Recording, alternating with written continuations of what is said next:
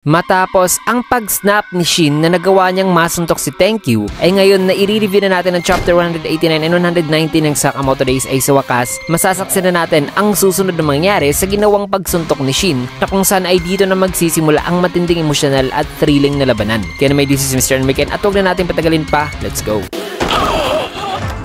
Nagsimula ang chapter dito kay Thank You na nabigla sa ginawa ni Shin, habang si Shin naman ay galit na determinado na talagang patayin itong si Thank You kahit na labag ito sa batas ng Sakamoto family rules. Kaya sabi naman dito ni Hisuke na seryoso ka ba talaga sa sinabi mo? Pinutol naman ni Shin ang isang tubo na sabing lumagpas na raw kasi sa linya itong si Thank You. Di naman nakapagsalita itong si Thank You at nalilito pa rin mga kaibigan na ngayon inatake na ni Shin na naiwasan naman ito na sabing, "Oy Shin, tama na, sorry na." Subalit di pa rin naminto si Shin na laking gulat niya nang naputol ang kanyang hawak-hawak na tubo sapagkat binaril ito ni Hisuke na sabing, "Shin, ayaw kong umabot sa punto na itututok ko itong baril sa'yo. Kumalma ka muna." Nagulat naman ang husto si Thank You at umalis na, habang si Shin na nakatingin ay nagalit naman kay Hisuke na sabing, "Bakit pinigilan mo ko?" Sagot naman ni Hisuke na syempre naman ay pipigilan talaga kita. "Ano bang ibig sabihin mo na papatayin mo siya? Babalik ka na ba sa pagiging assassin?" Sagot naman ni Shin na oo, kung yan lang daw ang natatanging paraan para pigilan si Thank You. Dahil kung hindi ay may mangyari raw talagang masama kasi hindi raw talaga magdadalawang isip si Thank You sa pagpatay kina Aoi at Hana. Alam niya raw ito kasi nabasa niya raw ang isipan ni Thank You. Kaya susundan niya raw ito at huwag daw humarang itong si Hisuke sa kanya. Subalit pinigilan pa rin siya ni Hisuke na sabing, "Teka muna, nagbago na tayo simula nung nakilala natin si Sakamoto, diba?" Di naman sumagot si Shin na sabi pa ni Hisuke na hindi pwedeng basta-basta na lang tayong mag-decide kung papatayin ba natin siya kung hindi pa natin siya nakakausap talaga. Matapos yan ay may kita naman si Thank You na tumatakbo. Nasabi pa sa kanyang isipan na kaasar, "Ano na naman to? Sumablay na naman ako? Ano bang mali ko ngayon? Bakit ba lagi niya na lang daw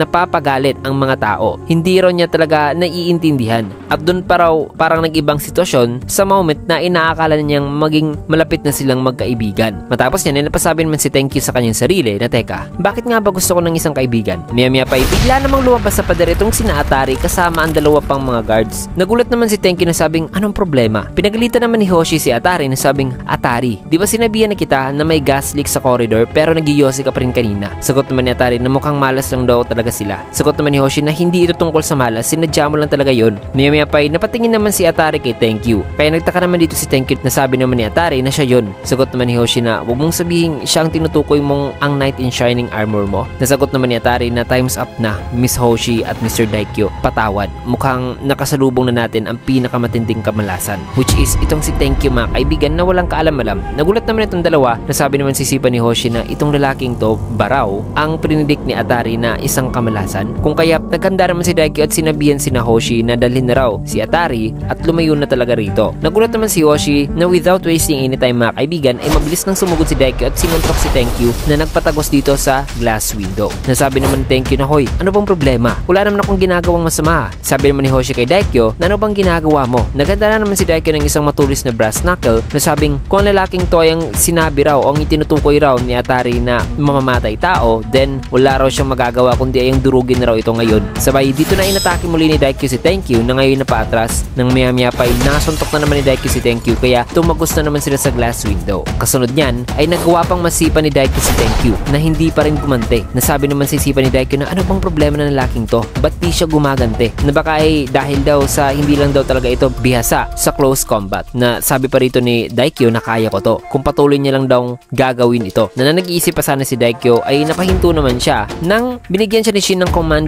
na huminto dahil na di natuloy ang kanyang atakin. At may kita na dumating dito si Hisuke at Shin mga kaibigan na sabi pa ni Thank You na Hisuke, Shin. Sabi naman ni Atari na ayun siya. Kinamusta naman ni Shin si Thank You. Nasagot naman ito kay Shin, "Nagalit ka pa ba?" May kita naman ng weapon ni Thank You na di pa rin ito ginamit mga kaibigan. Kaya tanong naman ni Shin na ba't di ka lumaban? Sagot naman ni Thank You na, "Shin, hindi mo ba naaalala? Sinabi mo sa akin na papatawarin ako ng kaibigan ko basta ititigil ko lang ang pagpatay ng tao." Nagulat naman si Shin sa sinabi ni Thank You na dagdag pa nito na sa totoo lang daw hindi niya raw talaga alam kung ano ang pakikipagkaibigan. Pero nung nakita niya raw kasi si Shin at Hisuke ay parang nagselos raw siya. Kaya sabi naman sa isipan ni Shin na parang tama nga si Hisuke na si Thank You ay wala raw talagang alam. Maya-maya pa'y tinutukan naman sila ni Hoshi ng baril. Nasabi naman ni Hoshi na, "Sino kayo?" Sagot naman ni Shin na kami ay nananagsasalita pa si Shin. Ay sabi naman ni Thank You na si Shin ay ang magaling na fortune teller ng JAA. Sagot naman ni Shin na oo, tama. Sabi naman ni Hoshi na fortune teller ng JAA? Ano bang pinagsasabi mo? si Atari ang fortune teller ng JAA. Bagay na gumulat naman kay Tenkyu na nagpakaba naman ng gusto dito kina Shin at Hisuke. Tinignan naman ni Daikyo ang kanyang cellphone na sabing Miss Hoshi. Sila mga kaibigan ni Sakamoto na ang wanted ng JAA. Sabi naman ni Hoshi kina Shin na sino ka ba sa tingin mo na magkukunwari ngayong fortune teller ng JAA. Na nagsasalita pa si Hoshi ay bigla namang naputas o naputol talaga mga kaibigan ang katawan ni Daikyo mula sa isang napakalakas at napakabilis na atake.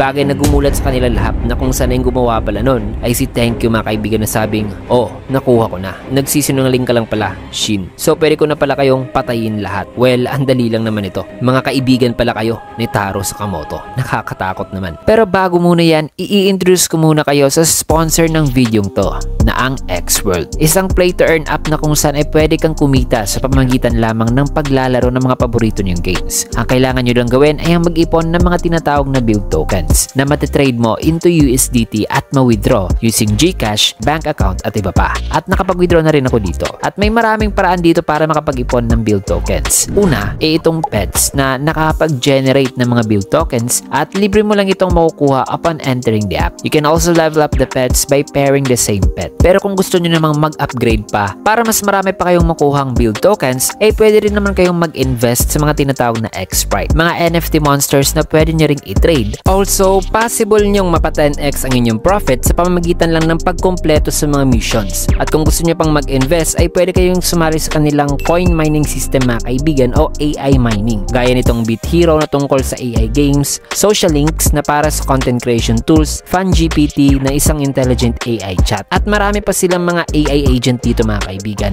na pwede nyong gamitin pang mining. Pwede rin naman kayong maglaro lang ng mga paborito nyong games gaya ng Mobile Legends at iba pa. But I recommend na dito kayo maglaro sa mga high yield build apps para mas marami pang build tokens ang pwede nyong makuha. Kaya naman kung interesado kayo ay you can also use my gift code at referral code para may bonus na kagad kayong matatanggap upon entering the app. For gift code, just type AnimekenXWAI, small letter po yan lahat at wala pong space. Again, AnimekenXWAI. The referral code naman ay type Animeken na puro naman big letters at walang space. At lastly, kung naghahanap din kayo ng part-time job na pwedeng pagkaabalahan, well, nag-o-offer din sila ng part-time job mga kaibigan na pwede nyong gawin sa bahay nyo lang. Para makapag-register sa kanilang KOC program, ay iiwan ko na lang ang link dyan sa description at sa pinned comment. At i-fill up lang mga kaibigan ang mga questions at necessary info. At may isang X-World agent na ko-contact sa inyo o pwede nyong makontak diretso. So ayan, ang link ng app at KOC program ay nasa description at pinned comment lamang. Maraming salamat. Now let's get back to the video.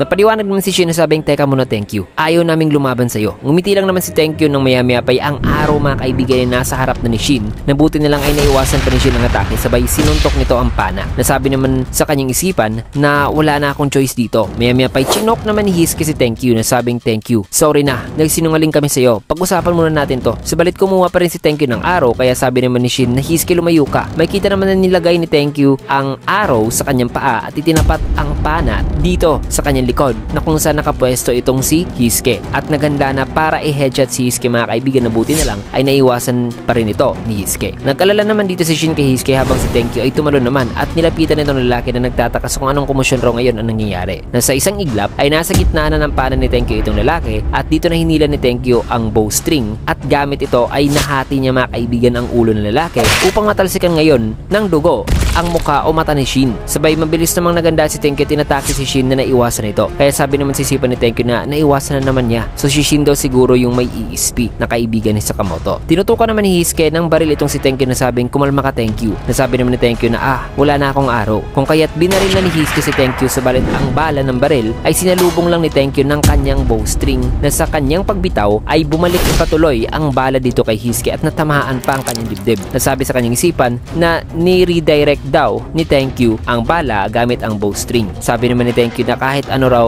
na nakakalipad ay pwede rong maging araw. Kaya sabi naman sa isipan ni Shin na magaling daw si Tenkyu na napakagaling daw nito sa close at long distance combat. Ang fighting style daw nito ay puno raw ng sorpresa na nakatingin pa lang si Shin kay Tenkyu ay nasa gilid niya na pala ito at hinampas niya si Shin ng pana dahil na tumalsik si Shin nang ipapahulog na. Na habang nasa ere, itong dalawa ay sinubukan naman dito ni Shin na pahintuin itong si Tenkyu, sabalit di ito gumana mga kaibigan at gumawa pa ng pangalawang atake na sabi sabi pa ni Shin na bakit di niya raw napapa-freeze itong si Tenkyu. May napansin naman dito si Tenkyu nang may kita si Atari na tumalon din patungo kay Shin at nilapitan ito na sabing ayos lang yan. I-ignore lang daw nitong si Shin ang mga atake ni Tenkyu at mag-focus lang daw sa kanya. Kumuha naman si Tenkyu ng isang bakal at ginamit niya itong bala. Nasabi niya rito kay Atari na nakaharang ka. Subalit habang hawak-hawak ngayon ni Atari ang mga kamay ni Shin, ay mga atake ni Tenkyu ay nagmintis mga kaibigan. Bagay na gumulat kay Tenkyu na sabing ni isa ay wala rong tumama. Di naman makapaniwala dito si Shin na para bang ang kanyang pakiramdam ay ayos lang daw talaga sila rito. Nasabi naman ni Atari na kasama raw ang kanyang lucky item ay ang kanyang fortune ngayon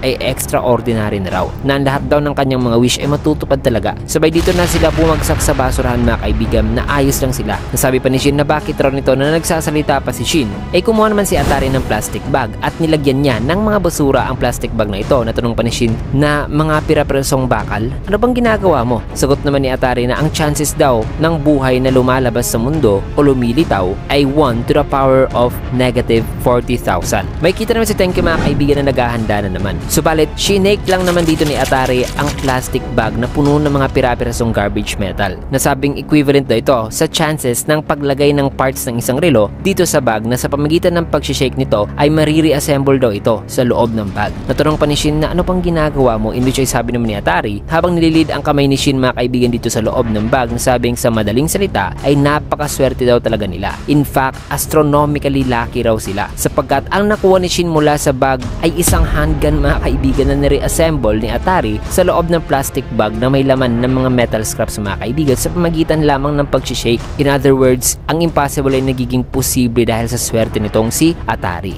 Man, grabe. Kaya sabi naman ni Tenkyu na isang baril, paano raw ito nagawa ni Atari? Maya-maya pa'y tumama naman sa likod ni Tenkyu mga kaibigan ang bala ng baril na nagdulot ng pagsabog na sabi pa ni Tenkyu na isang gas explosion na base pa rin ba raw yun sa swerte? Bumaba naman si Tenkyu pero nakatakas sa si Shin na sabi naman sa isipan ni Tenkyu na nakatakas na sila.